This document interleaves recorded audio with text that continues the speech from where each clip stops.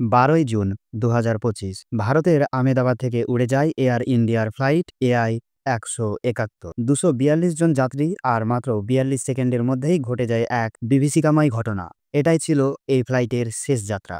AI-171 ছিল একটি আধুনিক বোয়িং 787 ড্রিমলাইনার। বিমানটি দুপুর 1টা 38-এ আহমেদাবাদ থেকে লন্ডনের উদ্দেশ্যে রওনা দেয়। সবকিছু ঠিকঠাক চলছিল, কিন্তু উড্ডয়নের 42 সেকেন্ড পরেই পাইলট মেডে সংকেত পাঠান। বলা হয় বিমানে বড় ধরনের যান্ত্রিক ত্রুটি দেখা দিয়েছে।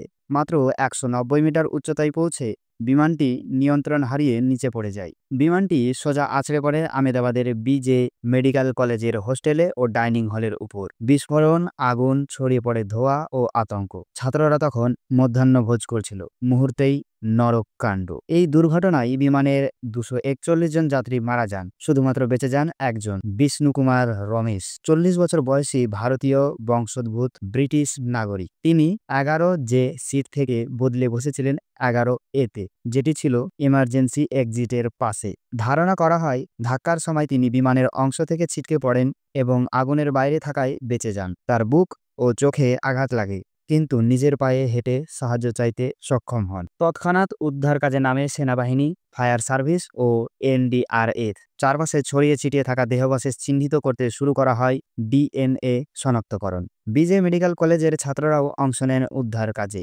তদন্তে উঠে আসে বিমানের ল্যান্ডিং গিয়ার ও ফ্ল্যাপ সিস্টেম যান্ত্রিক ত্রুটি ছিল। বিশেষজ্ঞরা বলছেন এমার্জেন্সি এক্সিটের পাশে বসা, সিট বেল্ট বাঁধা এবং উপস্থিত বুদ্ধি এই 3টি জীবন বাঁচাতে পারে। এই দুর্ঘটনা আমাদের শেখায় প্রযুক্তি যত আধুনিক হোক না কেন, নিরাপত্তা নিয়ে কখনো শৈথিল্য করা যাবে না। এই ভিডিওটি তাদের স্মৃতির প্রতি শ্রদ্ধাঞ্জলি, যারা ফিরলেন না, এবং সম্মান জানাই সেই একজনকে যিনি ভাগ্যের জোরে বেঁচে গেলেন। AI-171 12ই জুন 2025 আমরা কখনোই ভুলব না। And thank you for watching this video. Do subscribe, stay motivated, be good human. খুদা হাফেজ।